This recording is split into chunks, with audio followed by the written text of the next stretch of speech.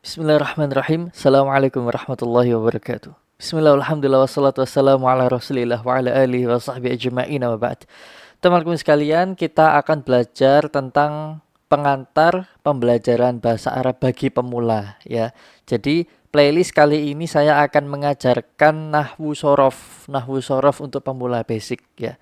Jadi nanti rencana saya akan membuat playlist untuk pemula, kemudian untuk intermediate atau menengah, kemudian untuk advance atau kelas atasnya seperti itu ya.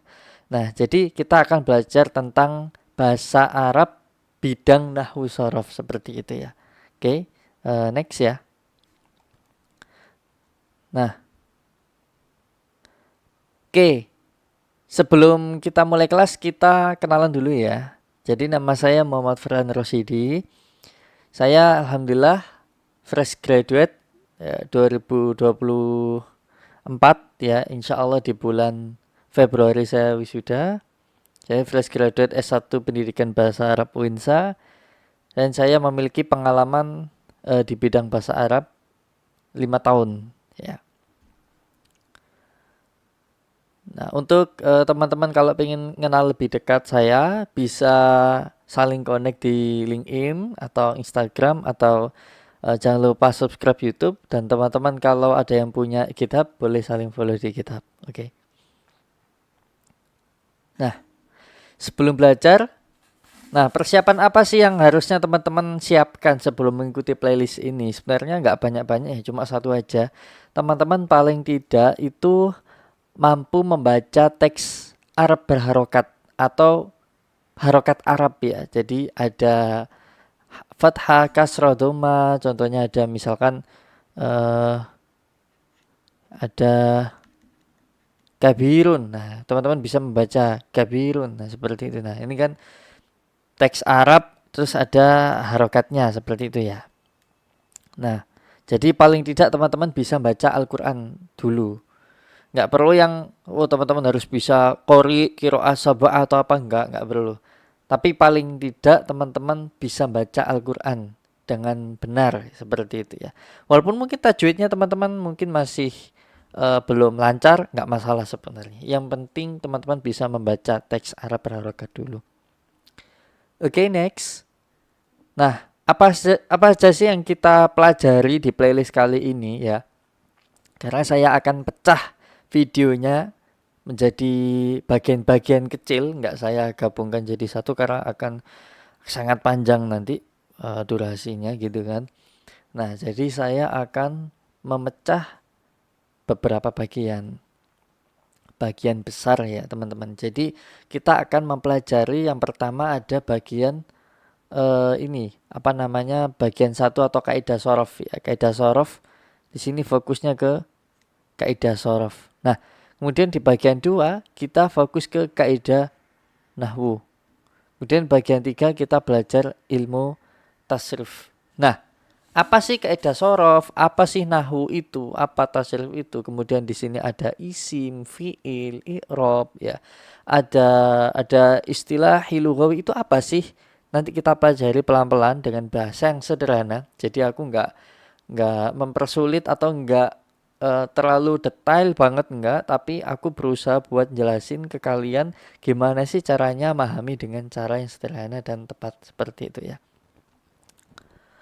Oke, next. Nah, jadi di bagian yang pertama tadi kita akan membahas tentang kaidah sorof. Nah, kaidah sorof ini teman-teman itu kita nanti pecah lagi. Jadi videonya akan berdasarkan tinjauan-tinjauan ini ya. Jadi kita nanti akan membahas isim ditinjau dari bangunan huruf akhirnya, jenisnya, jumlahnya, dan seterusnya. Kemudian kita akan membahas fiil ditinjau dari bangunan huruf akhirnya, penyusunannya hingga akhir, hingga perubahannya seperti itu. Nah, begitu juga dengan kaidah nahwu dan juga kaidah atau bagian ketiga ilmu tasrif seperti itu ya. Nanti teman-teman bisa baca sendiri, bisa pause sendiri. Nah, oke, sebelum kita mulai nih, pembukaan dulu ya. Jadi kenapa sih kita perlu belajar ilmu nahwu dan sorof? Ya. Dan apa sih ilmu nahwu dan sorof itu gitu ya. Gini teman-teman, Kalau kita em, bilang kok kita gak belajar bahasa Arab, bahasa Arab, kenapa sih? Apa bedanya dengan nahwu sorof? Oke. Nah, bahasa Arab itu punya cabang keilmuan, teman-teman. Sebagaimana bahasa kita, bahasa Indonesia, di situ ada mungkin ilmu semantik bahasa, ya kan? Ada semantik, ada sintaksis, ada mungkin sintaksis ini dibagi, ada morfologi, ya. Kemudian ada bidang ilmu terapan, ada psikolinguistik, ya kan? Ada sosiolinguistik, ya, dan seterusnya, banyak, ya banyak. Nah, apa sih semantik, sintaksis, morfologi, psikolinguistik itu apa sih? Kita nggak bahas detail itu sekarang karena itu ranahnya ini ya, apa namanya, kuliah, ya, cara kuliah.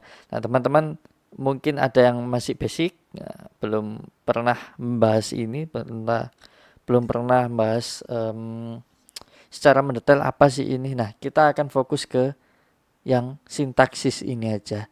Nah, sintaksis itu gampangannya adalah grammar, teman-teman. Jadi grammar, ya, grammar. Atau bahasa Arabnya itu namanya qawaid.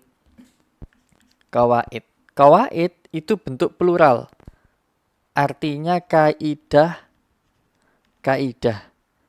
Ya.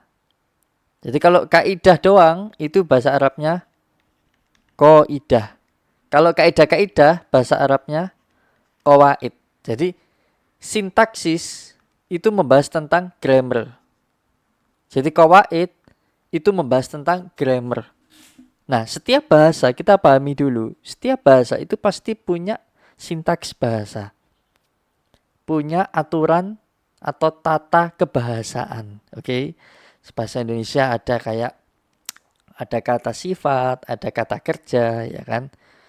Ada nomina, ya. Macam-macam, ya. Bahasa Inggris juga punya, di situ ada passive voice, active voice.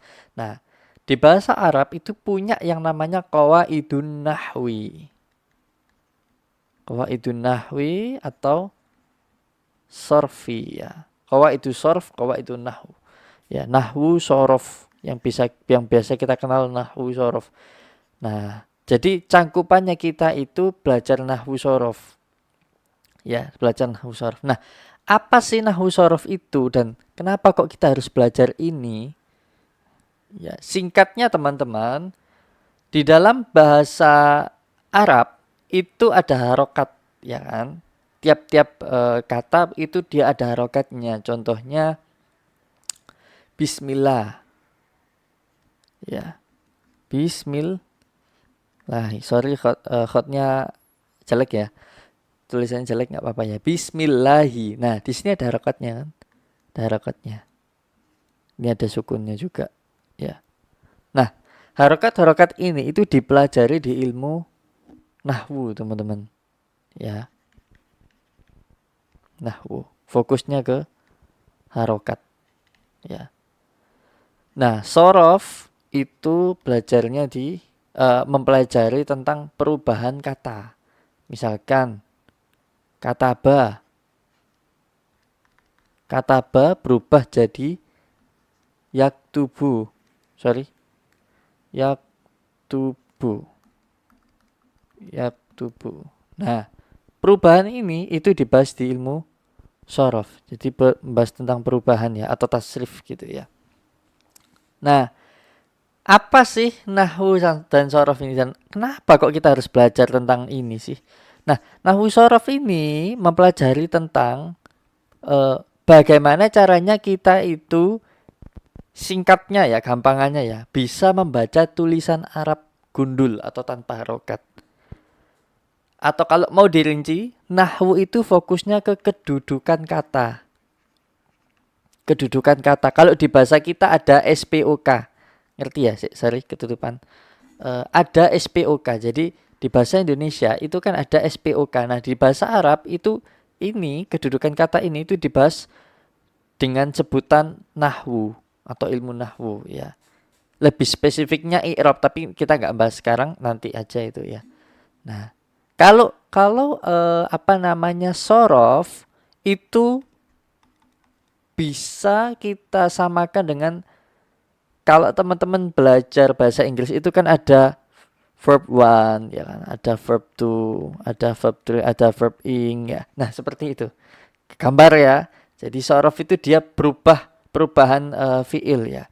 Walaupun nanti kalau kita pelajari di ilmu yang lebih advance lagi, kita akan menemukan bahwa sorof itu enggak hanya perubahan fiil aja, tapi ada juga yang isim. Ya. Seperti salah satu kitab yang ada di belakang saya ini ada yang membahas tentang itu ya. Nah, seperti itu. Jadi jelas ya kenapa kok kita harus belajar nahwu sorof.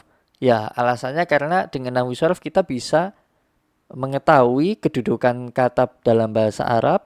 Kita bisa baca tulisan bahasa Arab seperti itu ya. Oke. Itu dari segi teknisnya ya. Oke, next. Nah, bagian pertama kaidah-kaidah sorof. Nah, apa itu nahwu dan sorof kita udah bahas. Nah, lalu di dalam bahasa Arab teman-teman itu punya pembagian kata. Kalau dalam bahasa Indonesia kan ada kata kerja, kata benda, kata sifat gitu ya. Nah, kalau bahasa Arab itu dia punya yang namanya aqsamul kalimah. Aqsam itu bagian ya. Al kalimah itu kata. Jadi bukan kalimat dia. Kalau bahasa kita bahasa Indonesia kalimat itu kumpulan kata. Nah, kalau di bahasa Arab al-kalimah atau al-kalimatu ya, itu artinya kata. Oke, jangan keliru ya teman-teman ya. Nah, pembagian kata dalam bahasa Arab itu apa aja sih? Yang pertama ada al-ismu atau isim. Ya, biasa kita sebut isim. Ini ketutupan ya. Isim, benar. Isim. Nah, biasa kita sebut isim atau dia itu kata benda. Kata benda. Nah, gampangannya seperti itu ya. Walaupun nanti ada definisinya al-ismu alladzi la tata'allaku bil zaman atau bil makan. Nah, seperti itu nanti kita pelajari di kelas yang advance saja ya. Nah, untuk basic kita memahami bahwa isim itu adalah kata benda. Oke, isim itu kata benda. Contohnya apa isim? Contohnya isim ya. Kita kasih contoh di sini. Contoh isim. Ya, ismun. Nah, contohnya adalah kata benda masjidun. Masjidun artinya masjid. Ya, ini kata benda, ya. Masjid kan suatu benda seperti itu. Kemudian ada bi'run. Bi'run ini sumur artinya. Nah, itu kata benda. Nah, kemudian yang kedua, al-fi'lu atau fi'il. Ya, yang tadi kita bahas di awal, yang kita sempat singgung di awal ya, fi'il. Fi'il itu atau al-fi'lu itu dia adalah kata kerja. Kata kerja, verbs ya. Gampangnya verbs. Nah, kata kerja itu kayak apa sih? Jadi ada fi'lun atau al-fi'lu.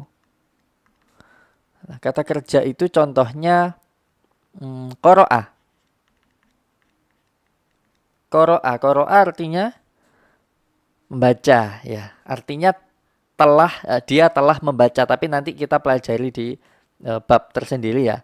Kita artikan membaca dulu. Jadi qara'a itu artinya membaca ya. Kemudian ada contoh lain, kataba. Kataba artinya telah menulis atau menulis ya, telah menulis ya. Oke. Ini bentuk madhi atau bentuk pas ya. Jadi telah seperti itu. Ada juga bentuk present tense-nya atau bentuk present-nya ya, bentuk sekarangnya. Itu dia ketambahan ya. Yak tubuh. Nah, kalau yang ini yakra'u. Nah, seperti ini ya. Yaqra'u, jadi sedang menulis, yaktubu sedang menulis, yaqra'u sedang membaca, seperti itu ya. Nah, itu fi'il. Nah, kemudian pembagian yang ketiga, kata dalam bahasa Arab itu yang ketiga adalah al-harfu, huruf. Loh, huruf kok kata, gimana maksudnya? Nah, ini uniknya bahasa Arab. Huruf itu yang dimaksud di sini adalah huruf yang mempunyai makna. Jadi contohnya wa. Wa itu artinya dan. Dan kemudian ada la, artinya tidak. Kemudian ada qad. Qad itu masuk huruf ya, artinya sungguh.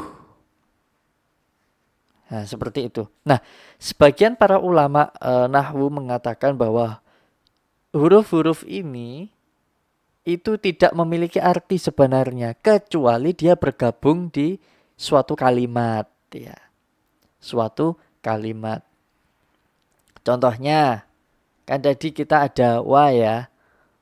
Wa itu kan artinya dan. Nah, para ulama yang kontra wa itu bukan dan, artinya dia nggak punya arti. Nah, dia bakalan punya arti kalau dia bersambung atau di dalam suatu kalimat atau jumlah. Jadi jumlah itu bahasa Indonesianya atau artinya itu kalimat. Jadi kalimatun itu kata. Oke ya, jangan kebalik ya. Kalimah itu kata, jumlah itu kalimat. Seperti itu ya. Nah, contohnya apa sih? Wah, contohnya ya. Farhan, misalkan ini ya. Farhan wa Hasanun. Farhan dan Hasan. Nah, wa di sini artinya dan. Nah, dia baru punya arti kalau dia diletakkan di dalam suatu kalimat seperti itu. Oke, sampai sini jelas ya pembagian kata dalam bahasa Arab apa aja sih? Ada isim, ada fiil, ada al-harf. Nah, uniknya teman-teman, di dalam bahasa Arab kita bisa tahu pembagian itu tadi, entah dia isim atau fiil atau huruf, tanpa mengetahui artinya. Jadi dia punya tanda-tanda bahwa oh ini isim loh, oh ini fiil loh, oh ini huruf loh gitu. Jadi itu uniknya ya. Jadi di dalam bahasa Arab tanpa kita tahu artinya kita udah bisa nebak, udah bisa tahu oh dia masuk klasifikasi isim, oh dia masuk penggolongan fiil gitu. Nah itu uniknya ya. Nah contohnya apa sih?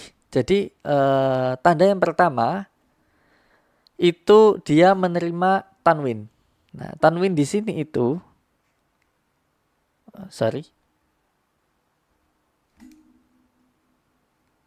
Oke, tanwin di sini itu ada 3. Fathatain, kasrotain, domatain. Ya, domatain ya. Jadi fathatain an bacanya an, kasrotain bacanya in, domatain bacanya un. Nah, tanwin itu yang ini, semua ini namanya tanwin. Jadi kalau suatu kata atau al-kalimah, ya ingat ya al-kalimah itu kata, itu diakhiri dengan tanwin ini atau dia menerima tanwin, maka dia sudah bisa dikatakan isim. Contohnya, nih kita contohkan ya. Ada masjidun.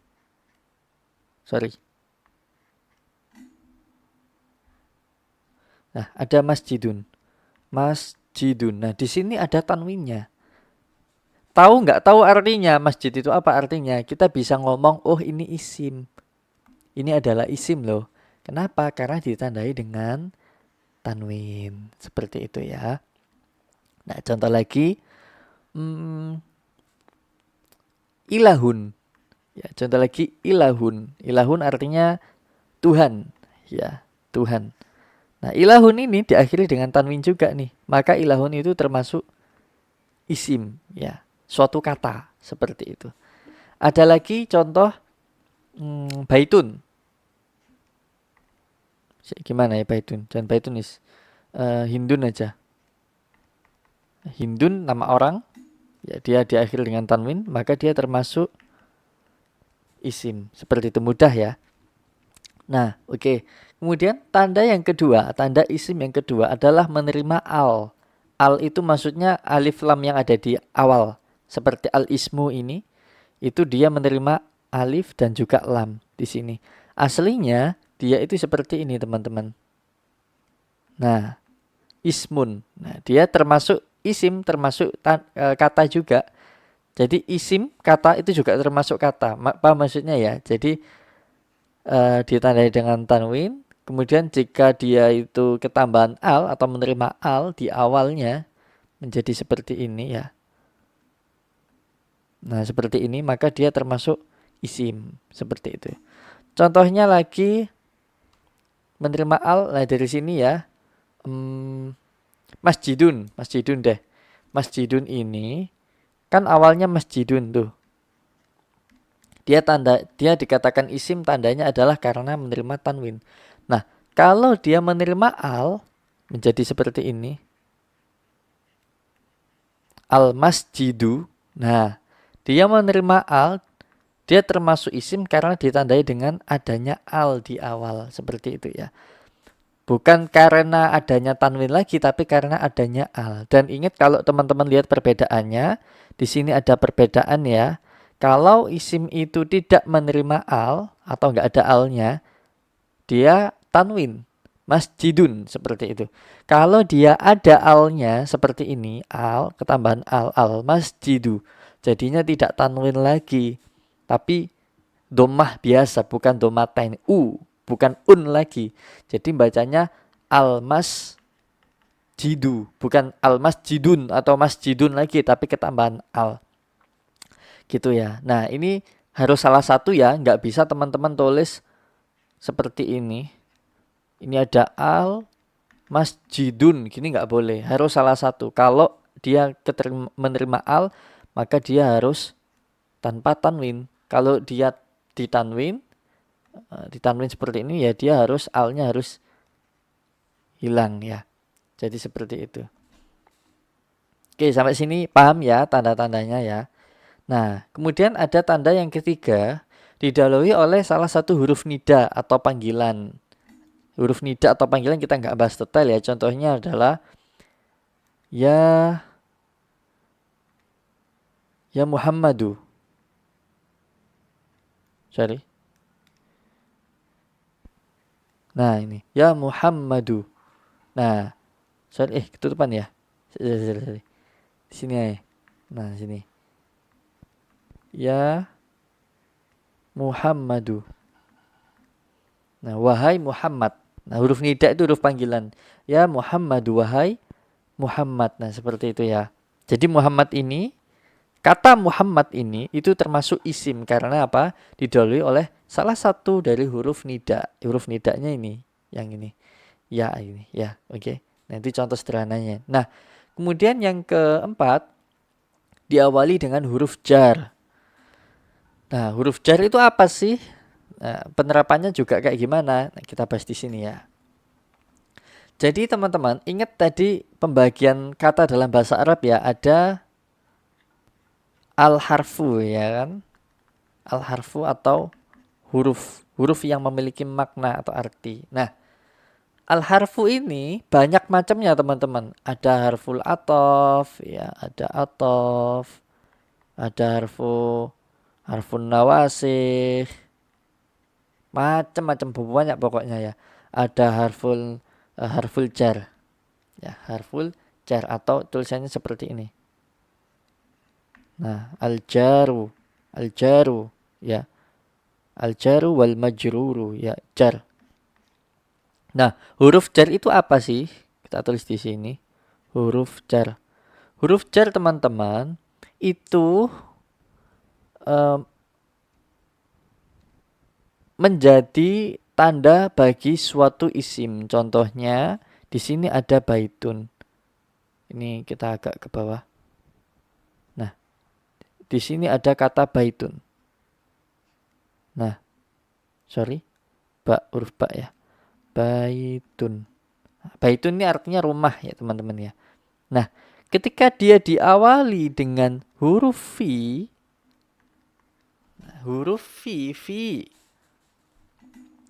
maka dia akan menjadi fi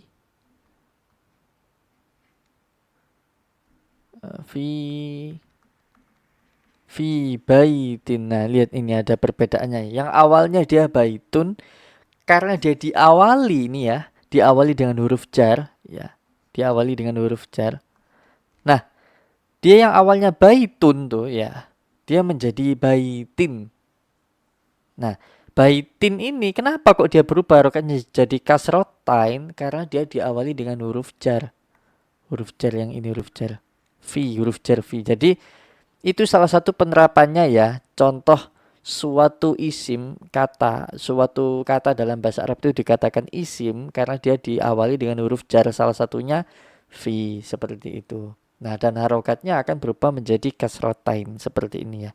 Ini kita nggak bahas detail sekarang karena nanti ada pembahasannya di pembahasan i'rab ya. Jadi intinya dia itu didahului huruf fi. Ada juga didahului huruf b. Ada juga huruf kaf ya. Ada juga huruf li. Ada juga ruba. Ruba. Ya. Nah, macam-macam ya, banyak ya.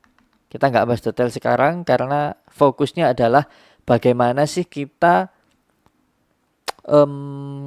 mengetahui bahwa oh ini itu adalah isim loh gitu ya. Nah, jadi didahului huruf-huruf jar. Ada juga an ya, ada juga ila, ada juga annya ketutupan ya di sini ya. Saya pindah di sini. An, ila, ada ala ya. Nanti juga ada dzaraf zaman, dzaraf makan. Kita nggak bahas sekarang itu, nanti ada pembahasan sendiri. Itu juga implementasinya juga dia itu mempengaruhi kata setelahnya. Jadi kata setelahnya akan berubah harokatnya seperti itu. Jadi salah satunya huruf jar itu bisa kita lihat di sini ya, ada fi ya, ada bi, kali, ruba, ada ila, an, ala ya. Macam-macam ya, banyak. Nanti banyak sebagian para ulama ada yang mengatakan 20 lebih seperti ini, tapi kita belajar dasarnya dulu aja. Nah, yang terakhir teman-teman, kita akan belajar tanda-tanda isim terakhir, yaitu bersambung dengan isim lain atau kata majmu. Ini kita nggak detail karena ada pembahasannya sendiri ya. Nah, intinya apa sih bersambung dengan isim lain atau kata majemuk ini? Contohnya gini teman-teman, kita punya kata dalam bahasa Indonesia ada rumah. Rumah bahasa Arabnya baitun.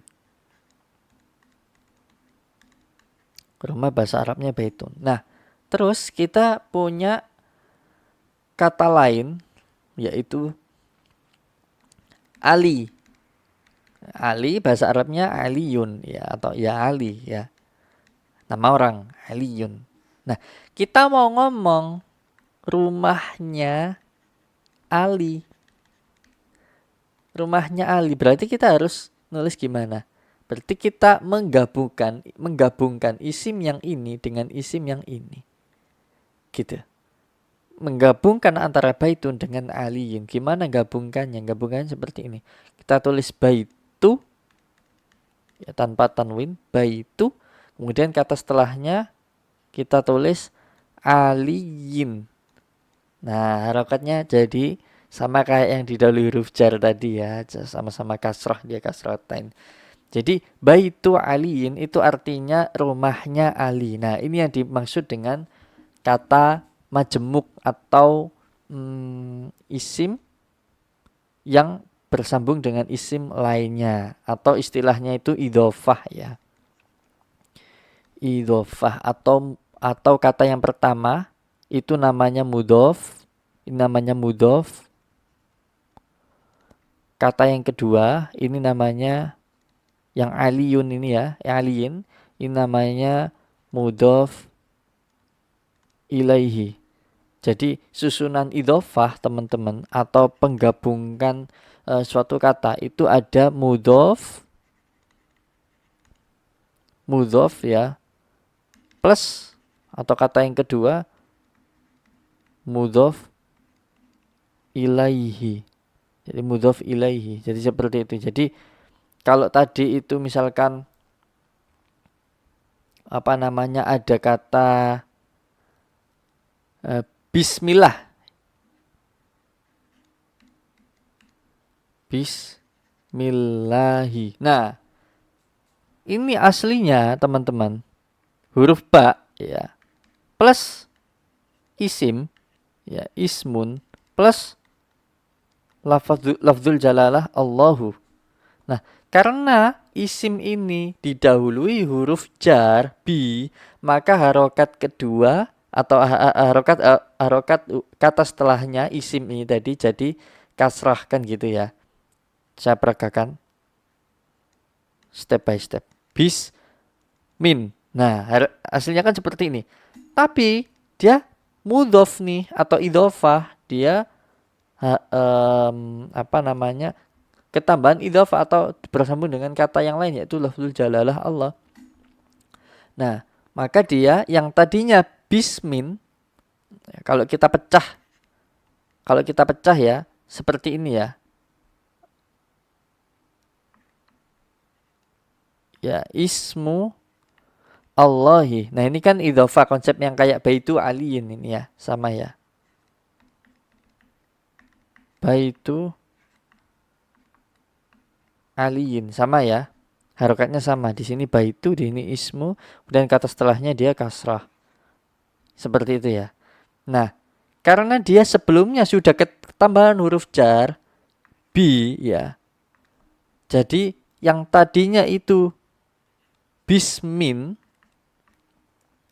karena dia idhofah ke Allah, maka yang awalnya Allahu jadi Allahi ya bismillahi, yang tadinya kasrotan jadi kasroh biasa bismi. Nah, jadi isim di sini teman-teman dia memiliki tanda didahului huruf jar gitu kan. Yang ini tadi ya, dia didahului huruf jar. Kemudian dia juga bersambung ke isim yang lain yaitu lafzul jalalah Allah. Dan dia sebagai mudhof ya. Ingat tadi rumusnya ya, kata yang pertama dia mudhof. Jadi dia punya dua tanda, punya dua bukti bahwa isim di sini adalah suatu isim ditandai dengan dua bukti, yaitu dahulu huruf jar dan juga bersambung dengan isim lain yaitu lafzul jalalah Allah. Dan Allah di sini teman-teman, kata Allah di sini ya, itu dia, ini tak scroll dulu. Nah, nih itu dia sebagai mudhof ilaihi yang tadi saya jelaskan tuh ya. Dan dia punya tanda lain selain dia sebagai mudhof ilaih, selain dia itu bersambung dengan kata yang lain ya. Dia memiliki al atau alif lam di sini diawali dengan atau menerima al. Jadi tanda-tanda isim lafzul jalalah Allah ini ada dua. Jadi yang pertama menerima al ya kan, adanya al. Kemudian yang kedua dia idhofah atau dia itu nyambung pada isim yang lain seperti ini ya. Oke, nextnya kita akan bahas tanda-tanda tentang fi'il di pertemuan selanjutnya. Terima kasih. Wassalamualaikum warahmatullahi wabarakatuh.